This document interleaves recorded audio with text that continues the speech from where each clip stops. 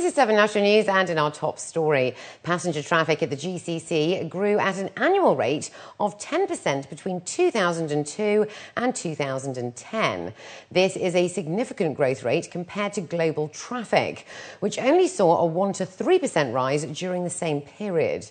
To accommodate an expected growth in future demand, the GCC and the Middle East nations are embarking on a number of expansion projects. Among these is the UAE, where airport development ventures are underway across different emirates, including Abu Dhabi, Sharjah and Fujairah. In June last year, Dubai announced an investment of $7.8 billion in order to expand its airspace and airport capacity at the Dubai International Airport over a 10-year period. Meanwhile, Emirates Airline reported an overall positive growth. These ongoing developments are among the highlights of the 12th airport show, inaugurated today by His Highness Sheikh Ahmed bin Zayed Al Maktoum, the chairman and chief executive of Emirates Airline and Group. He met with exhibitors and inspected the latest aviation trends, services and products, among others. We're trying to catch up with the demand, the growth actually. We are not overspending. We're up pretty much in every market. The UK is up. The biggest risers are within the GCC. The Saudi market's doing extremely well. General passenger traffic, I think, throughout Russia is doing very well.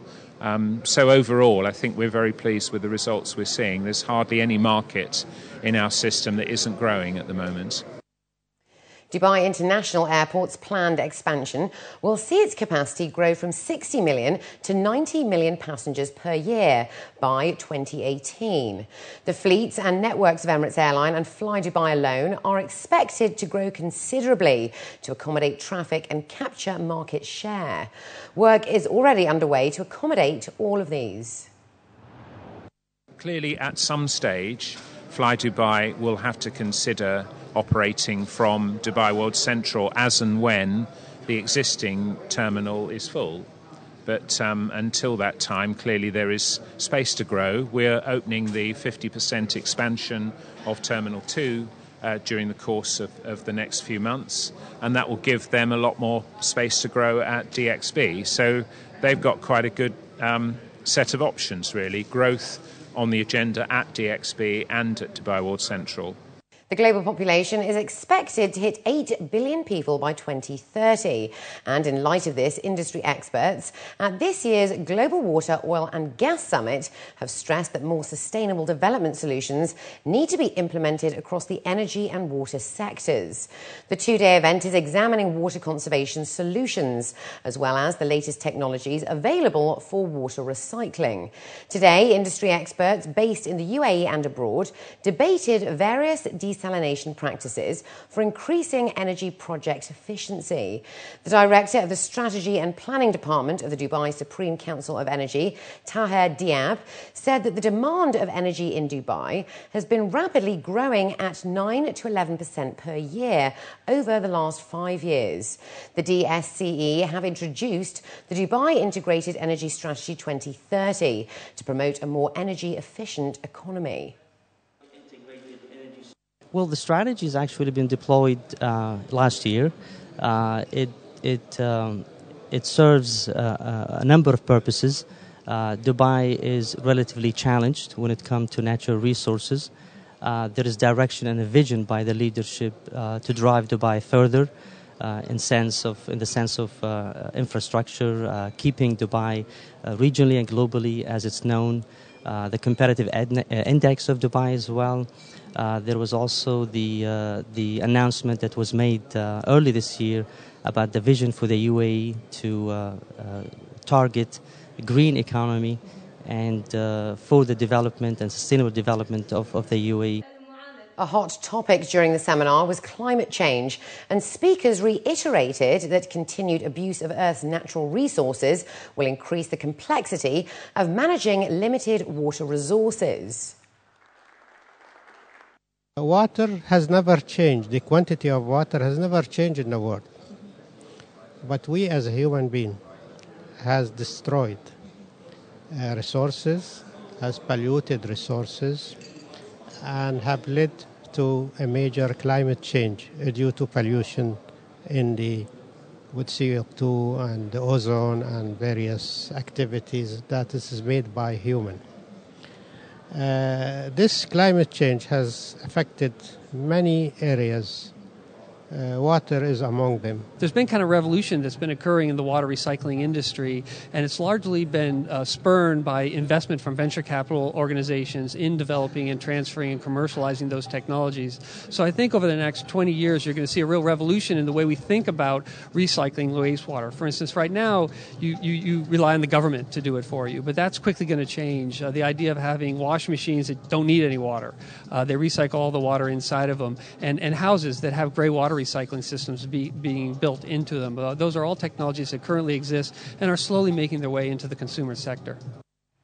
The UAE's Compulsory Education Law is nearing completion as a new administrative law, as the Ministerial Committee for Legislations have given its approval this morning for the country's draft law of compulsory education.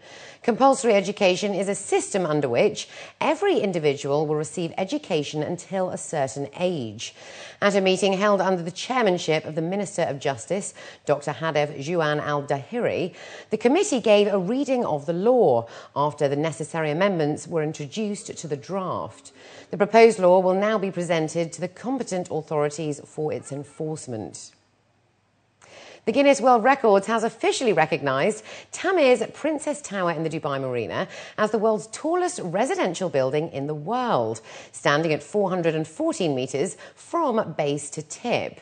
The tower stands a huge 107 stories tall, boasting 6 basement floors, 1 ground floor, 100 above ground levels and 8 retail stores. The development occupies a land area of 37,410 square feet, housing 763 luxury apartments, in addition to penthouse apartments overlooking the Palm Jumeirah. Fitness fanatics across the UAE were encouraged to participate in Fitness First's Step for Africa campaign in aid of the All as One charity in Sierra Leone. 1 in 8 children in Sierra Leone dies before the age of 5. That's according to a United Nations report. To reduce the rate, Fitness First launched a charity initiative last night. The challenge requires gym members to complete 1,900 floors on the stepper equipment, which is equivalent to the height of Mount Kilimanjaro in Tanzania, measuring 5,895 metres. The challenge, which hopes to raise over 50,000 dirhams in funds, will be donated to various causes in the poverty-stricken country.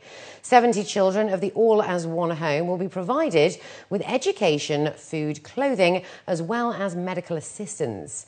Gary Melhuish, the sports and event manager at Fitness First and a Dubai resident for 21 years now, states that the fitness club has been in collaboration with the charitable organisation for the past 5 years, and that every time a new club is opened, 1 child from Sierra Leone is sponsored.